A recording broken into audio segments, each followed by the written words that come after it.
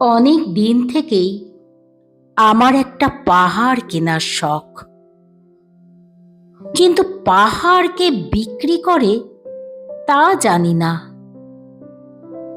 যদি তার দেখা পেতাম, দামের জন্য আটকাতো না। আমার নিজস্ব একটা নদী আছে, সেটা দিয়ে দিতাম পাহাড়টার বদলে। কে না জানে পাহাড়ের চেয়ে নদীর দামই বেশি। পাহাড় স্থাণু, নদী বহমান। তবু আমি নদীর বদলে পাহাড়টাই কিনতাম, কারণ আমি ঠকতে চাই। নদীটাও অবশ্য কিনেছিলাম একটা দ্বীপের বদলে। ছেলেবেলায় আমার বেশ ছোট্ট খাট্ট ছিমছাম একটা দ্বীপ ছিল, সেখানে অসংখ্য প্রজাপতি। শৈশবে দ্বীপটি ছিল আমার বড় প্রিয়। আমার যৌবনে দ্বীপটি আমার কাছে মাপে ছোট লাগলো। প্রবহমান ছিপছিপে তন্নে নদীটি বেশ পছন্দ হলো আমার। বন্ধুরা বলল, ওইটুকু একটা দ্বীপের বিনিময়ে এত বড় একটা নদী পেয়েছিস, খুব জিতেছিস তো মাইরি। তখন জয়ের আনন্দে আমি বিহ্বল হতাম। তখন সত্যি আমি ভালোবাসতাম নদীটিকে।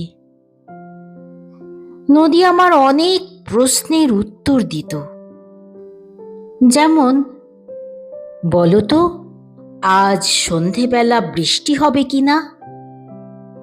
সে বলতো, আজ এখানে দক্ষিণ গরম হাওয়া, শুধু একটি ছোট্ট দ্বীপে বৃষ্টি। সে কি প্রবল বৃষ্টি, যেন একটা উৎসব। আমি সেই দ্বীপে আর যেতে পারি না।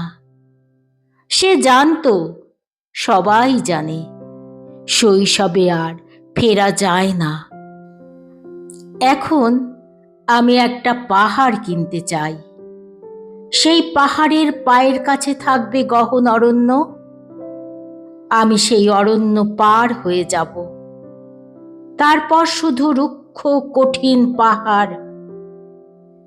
একেবারে চূড়ায় মাথার খুব কাছে আকাশ, নিচে বিপুলা পৃথিবী, চরাচরের তীব্র নির্জনতা। আমার কণ্ঠস্বর সেখানে কেউ শুনতে পাবে না। আমি ঈশ্বর মানি না, তিনি আমার মাথার কাছে ঝুঁকে দাঁড়াবেন না।